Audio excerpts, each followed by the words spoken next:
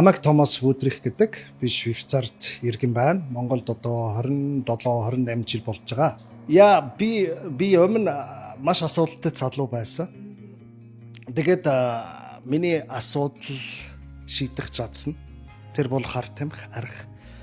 Тэгээд миний амьдрал тэр дамжин бараг дууссан. Тэгээд тэр үед олон хүмүүс Монголд руу явах, монголчууд туслах.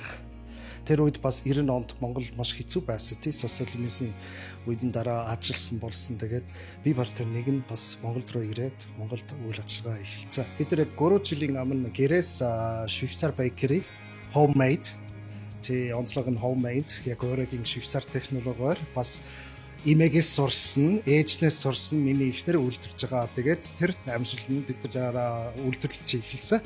Манай гол бүтээх хүн бол хошигт пирог. Тэгээд тэр хошигт пирог манай Швейцар маш алдартай. Албаны нороо манай Швейцар байгаа. Тэгээд албаны нороо дондор Graubünden мочин дэнд маш алдартай пирог байгаа. Тэгээд бид нар одоо яг тэр технологиор Монголд үйлдвэрж байгаа. Тэр онцлог нь бол 1 сарын хугацаатай моддохгүй. За нэг зүйлийг тэр хошигт пирог үнэхээр Монгол дотор хүртэл байхгүй. Энэ хүмүүс энийг амж үзэхэд вау энэ Монголд хизээж идэг wie энэ амт Монголд байхгүй. Бас daran die хими бөц яг хатгалах бөц хийхгүй.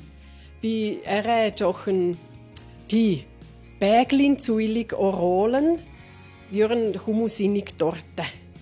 Тэд хүмүүс даамшлан бид нар хүмүүсийн баяр хөөр өгмөр байна. Яг гэвэл манай амт үнэхээр би үнэхээр идэгдэг онцгой.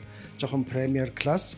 Тэгээд зарим хүмүүсийн дараа анхудаа манай бүтээтгүүн идэх үед ч таны нүд хараад вау энэ Монголд байна уу хэмэрхүү мэдрэмж мэдээж маш зүрх сэтгэл өндөр байна. Одоо манай бүтээтгүүний жормор би өөрөө хийдэг. Мэдээж бас ээжнээс зөндөө юм сорсон.